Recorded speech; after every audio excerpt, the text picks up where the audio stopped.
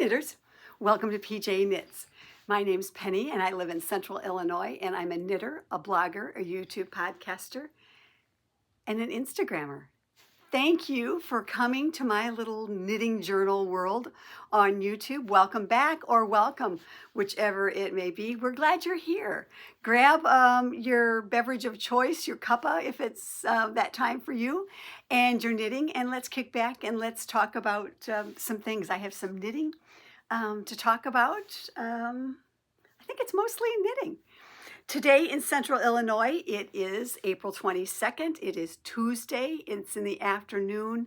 Right now, it is windy outside, 71 degrees, and we're going to have 70 degrees all this week. And it's sunshiny, which I love. And as soon as I get done, I'm going to open up all my windows in the house and just enjoy the time for some fresh air and do a little knitting and a little catching up on some things that I need to do. So we're going to have some great weather. We've had rain. We're going to have rain, but still I can't believe we're nearing the end of April fairly shortly. So gosh, it went by fast. I hope those of you who celebrate had a fantastic Easter. We had a busy weekend here with family and celebrating my twin son's 42nd birthdays on Saturday. So there was lots of food, lots of cake, and lots of wonderful things. That now it's time for me to get back on the regimen again and go from there. So anyway, let's get going. I hope everybody's great. I'm loving my new cup from a special friend of mine. Thank you. She knows who she is. I love it. It just makes me smile. And on the inside, you can't see, but there's Woodstock on the very bottom. So thank you. I am enjoying it so much. One of my new spring mugs for sure. So today, I'm going to talk about some finished objects. First of all, I want to talk about my Riptide that I finished. I've been working on it for some time, and perfect timing for right now. It's the Riptide Slipover. It is by JST Knitwear Designs. I've shown you this before. And I did mine out of Rylie, and so I'm just going to talk about it a little bit from my journal here. I actually started the Riptide back last October, and then, as things happen with the knitters, right? When you're a knitter, other things kind of encroached in it, and I wanted to do some other things. But this spring, I decided, after the first year, I really wanted to get it done. The girls from Knits and Pieces really enticed me on it, the pattern, and I love doing it. Rylie was from my PYS, and this is from, I bought it 8 years ago over at Le Mouton Rouge in Bloomington Normal. And that's how old it was. It was my birthday. So that had to have been a ways back. And then I didn't actually work on it too much. I didn't cast it on. I didn't know what the Rylie yarn, it's by Hikoo, which is a 50% baby alpaca, 25% mulberry silk, and 25% linen. And at the time that I bought it, I bought like 6 skeins of it. And it's 274 yards is what each of the skeins were. At the time I bought it, there was some sort of wrap or scarf or something that I bought that I had in the intention of making it. And that did not ever happen. It just went into PYS, and that's where I left it until October of 24, when I pulled it back out and decided that it could very easily be the Riptide, and trying that out. So has a little bit of a fleck blue. And for those of you who've know me or have been longtime viewers, you know that my bottoms of choice is blue jeans. Since I'm not working anymore, it's blue jeans, and for it to all go with blue jeans. And I had this shirt that I had bought in my closet, and I wore it a couple of times with other outfits I had. But anyway, started it October 30th, 2024, and I finished it on the 10th of April. Again, Riptide Slipover by JST. I cast on a size 2, which is 35.75 finished. The pattern called for DK and Rylie is a sport. So I got just what I wanted with it. I wanted it to be a little close fitting as a vest would be or a slipover. And I did all the measurements on my swatch and come to the conclusion that when I got all done with what I was comfortable with, what I liked, as far as the fabric of the swatch was, that I decided to use the size 4 needle, and I used a size 2 for the hem and the hem rib and then the top rib. When I blocked my swatch, what happened was I figured that my finished measurement would come out 41.2, so a little bit more than the pattern size 2 was. But that's often what I will do is I will take a gauge swatch, and if I like the fabric or the hand of the fabric that I'm getting, I will make the adjustments so that I know that I will get a good fit, and then I'll go down maybe a size. And so that is the reasoning why I cast on size 2, knowing that with my yarn and the needle that I was comfortable with, that I was going to get all blocked about a 41, which was just what I really wanted to get for 39 bust. So I pretty much followed the pattern all the way through, except I did lengthen it to 9.5 inches below the armhole, because I knew that I wanted a little bit more length to it,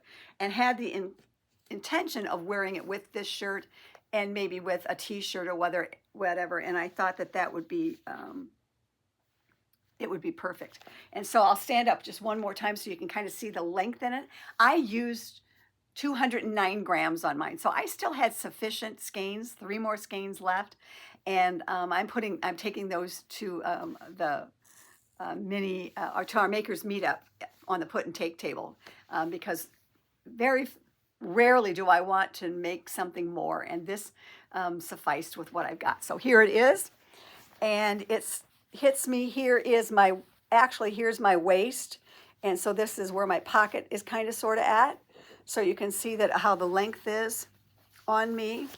The back hem is a little bit longer, has this wonderful side seaming effect, and I really liked it. I'm going to just swivel a little bit this way so you can get a feel for it in lengthwise of what it looks like as well. And I'm 5'4"-ish and a half, so here we are. And again, this is above the hip, and if I were inclined to just do it this way, I think that would be fine as well. And I think this will be great over a lot of different things. So I'm really pleased with it, everything that how it worked out, and I could definitely do a white shirt or whatever with it. So that is the Riptide Slipover that I am so happy to have finished up as one of my finished objects.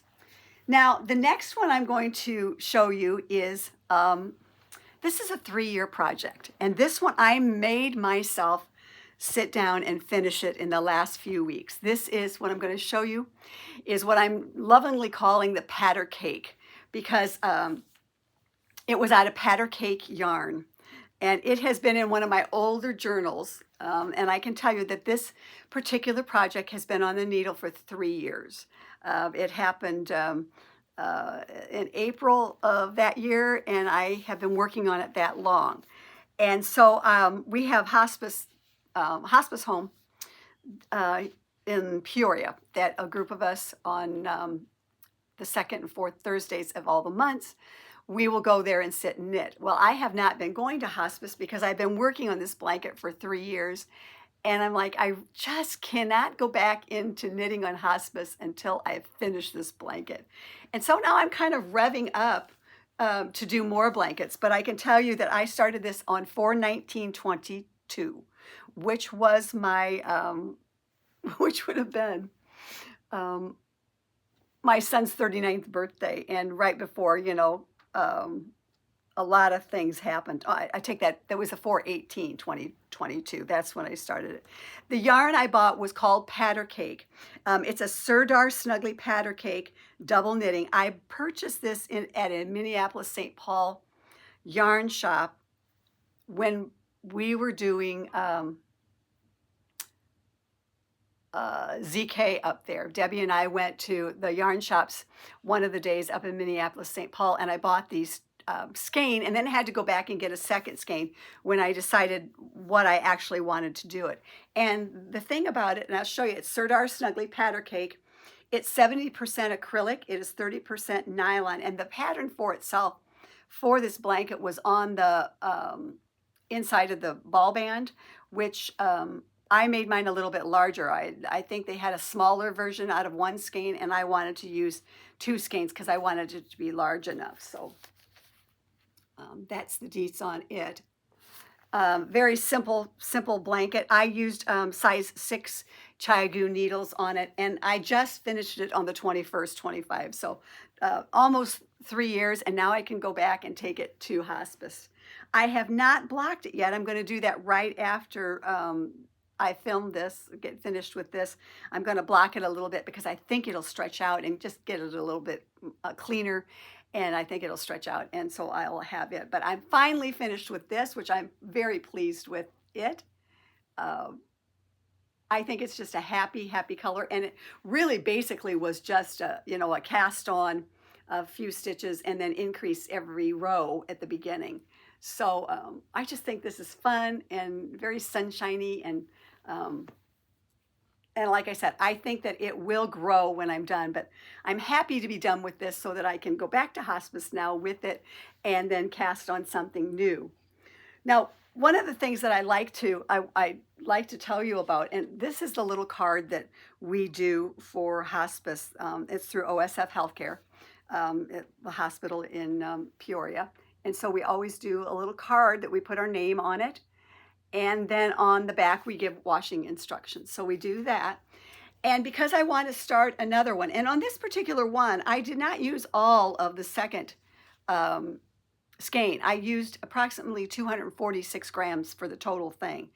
And each one was 150 grams. So I have a few grams left to put into, I'm not sure what, but into a pile for later. But so that's kind of the information on that. But now I have to cast on a new one. And one of the things that I really like, that I have these books from Cascade yarns, and I've had them for a long time because they're baby blankets. But I think these books, if you are inclined to do for a charity of some sort, are really nice resources, I think, for a hospice blanket of some sort, as well as for baby blankets, but I have no babies to knit for right now. And they have some nice ones in here for baby blankets, but the thing is they also have some nice ones that you can just use, some simplistic things, some color stitches or whatever. And so I think my next one's going to be a red, white, and blue. I've got some of that. But these are the two books that I go to. This is 60 Quick Baby Blankets, and like I said, I've had it forever. But I have earmarked a couple that I want to do, and I think this would be a great red and white and blue one. I have done that before as a actual baby blanket for for my first granddaughter, and that was kind of out of a washable yarn that she could take to daycare, and if it got soiled or holes in it, that it was good. But I'm thinking about maybe that one in red, white, and blue with the yarn I've got. One of the other favorites that I have out of this book that I love doing is Heavenly Heathers. This is a perfect blanket, not only for babies. I've done a lot of baby blankets out of this, mostly for babies that are not blood relative babies. But this is a quick pattern that I love to do, and it's called Heavenly Heathers. I've done it in baby colors. I've done it in red, white, and blue. I've done it in all kinds of colors, and I do like this because I like seeing how the marl comes out on it as well. And this is called Heavenly Heathers. It's one of those that I really like to do again, but I don't think this particular time I'm going to do it in that.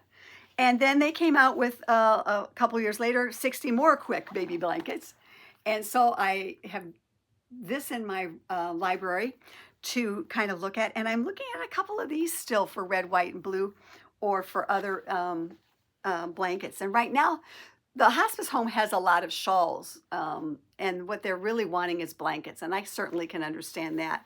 So, and I like when I do knit a hospice blanket, I like it to be substantial. I want it to be more than just a pad. Let's put it that way. So this is one I'm looking at from the book as well. It gives me a little bit of texture to it, a little bit of fun stuff. I'm also looking at this one if I just want to do plain old garter, but I've been doing a lot of garter lately, so I'm not sure that I want to, adventure into that as well. Here's some more garter, and so I'm thinking not garter right away, since I'm doing, I just finished that one.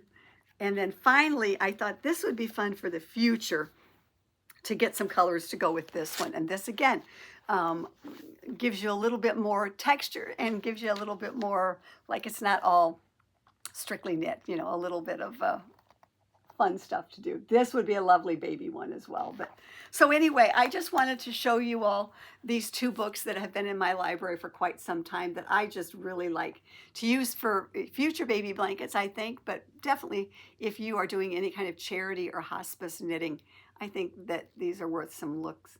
There are some others in here that I really like, but I'm not inclined to sew strips together. I'm not inclined to sew them right now. So anyway, I wanted to share that little foray into you with hospice knitting if you're doing any kind of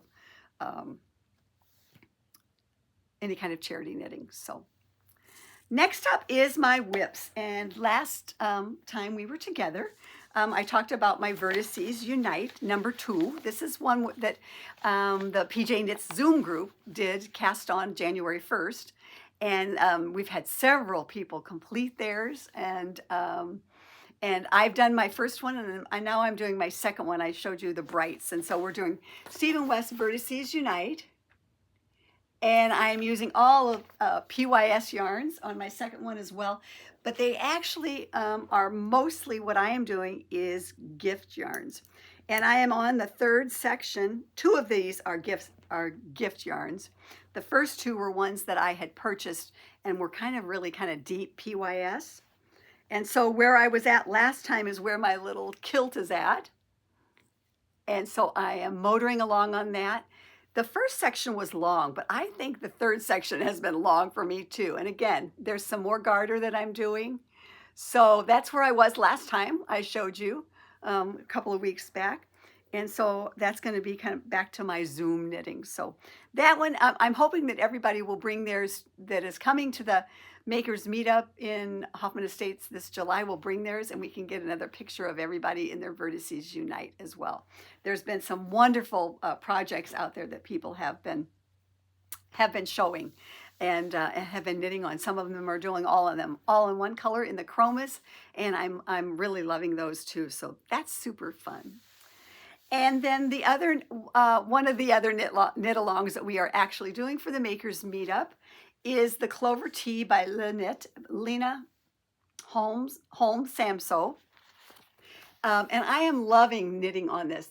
Once the yoke is done, it's pretty much stockinette, and I have made it to that place as well. Here's where I was last time. I have split for my sleeves. My little peep is there. And I am, again, this is all just stockinette now. And it's just Clover Tea. We're all going to have our pictures taken together for those who decide to knit it. And we also, for the Makers Meetup, we're also doing something in turquoise teal, or, those colors that Kendra and I both like. And it can be, really knitter's choice in that. So if you're not familiar, if this is your first time, if you're not familiar with the Makers Meetup, this is Kendra and I's second year that we will be hosting in Hoffman Estates the last weekend in July. And if you go to the PJ Knits Ravelry group, there is a thread with all the information and the link to the hotel. The only cost for you to attend is your accommodations, and also any food or yarn shopping that you may be doing. To come and attend the event is free, and it is a group of makers from all over the United States that bring whatever they're making on: crocheting, knitting, spinning, cross-stitching, embroidery, and just come and we sit around the tables and just enjoy people's company. And so it's very low key.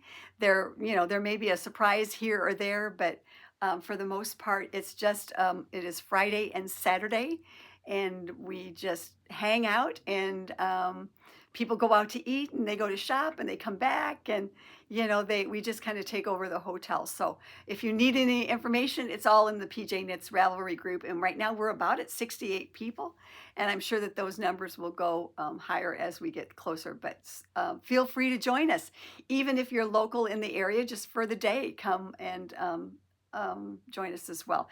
And it's a lot of fun, and so enjoy it. But that is one of the make-alongs and knit-alongs that we're doing for that kind of show.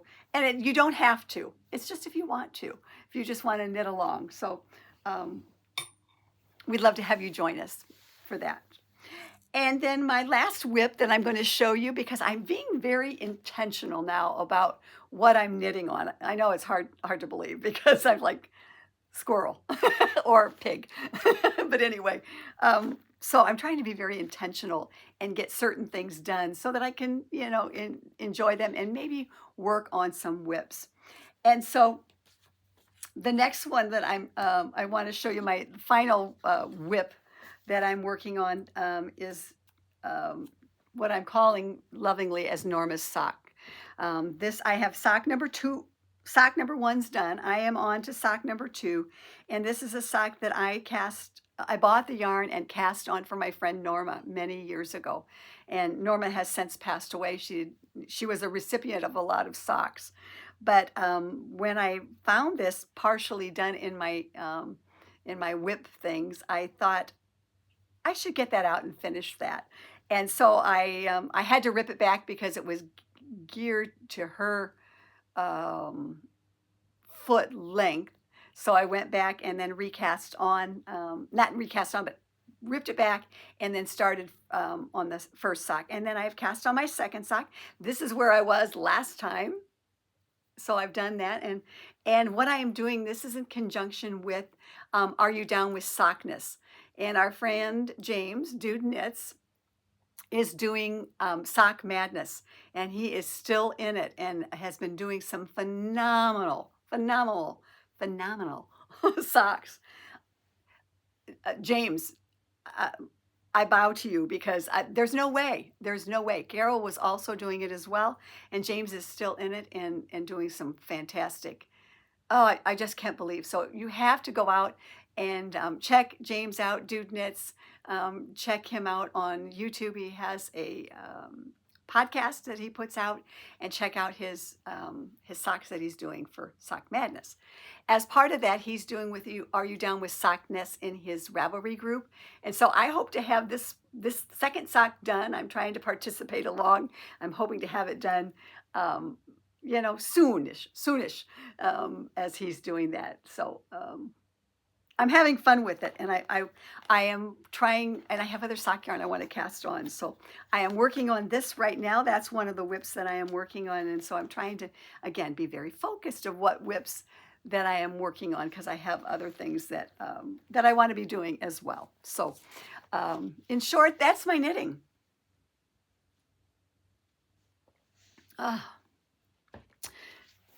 I wanted to catch you up and let you know, show you my finished object finally. And I just had a couple of things that I wanted to, I've had a couple of questions recently, and I wanted to address them with you and let you know the answers. First of all, Luann asked some time ago if I would share my finished object pattern file, how I store those. And Luann, I hate to say this, but it's not a big thing. It's a manila file folder, and they're just stuffed in there. And so it says finished sweaters. And I do go back periodically and kind of divide them up by season as to when I've done them, so that when I come out like with a spring summer sweater, that the spring summer sweaters are all together, so that I can show the pattern up front. So it's not really, there's no system to it. It's just, and a lot of times they just get shoved in this file until I get ready and like, okay, now I really need to go back and kind of sort of check it out for sure. So, and then the other question I had was from Joyce. Joyce asked about my muscle burls that I'm doing for charity and what size I was doing. And I had to admit that I'm doing all in adult medium that kind of fit me, you know. But I also think, Joyce, that as we have talked, maybe the next one that I do that is maybe in masculine type colors, that maybe I would do the adult large in it, because I realize that I'm not the standard head. I'm about a 22, I guess. I'm not the standard head, so maybe I should make others that would encompass a larger head, or somebody that has more hair, more curly hair. So thank you for that question too, Joyce, because it made me think about what I needed to do as far as maybe my next one for charity as I continue on down with that. So that is all that I have for you this time. I just wanted to do a quick check-in. I'll be back in a couple of weeks, and we'll have another progress report of what's going on in the world of PJ Knits knitting. So until next time, thank you again so much for coming, and thank you for your very kind words and watching and saying that I inspire you to do certain things. That's what I'm always hopeful about, for sure. So I hope that you choose joy in your knitting and in your life right now. That's what I'm doing, choosing joy, and enjoying the spring, and enjoying the knitting, and all the things that comes with the new season, right? I'm looking forward to all of those things. And so that's kind of sort of it for now. So until next time, choose joy and have some fun with your knitting.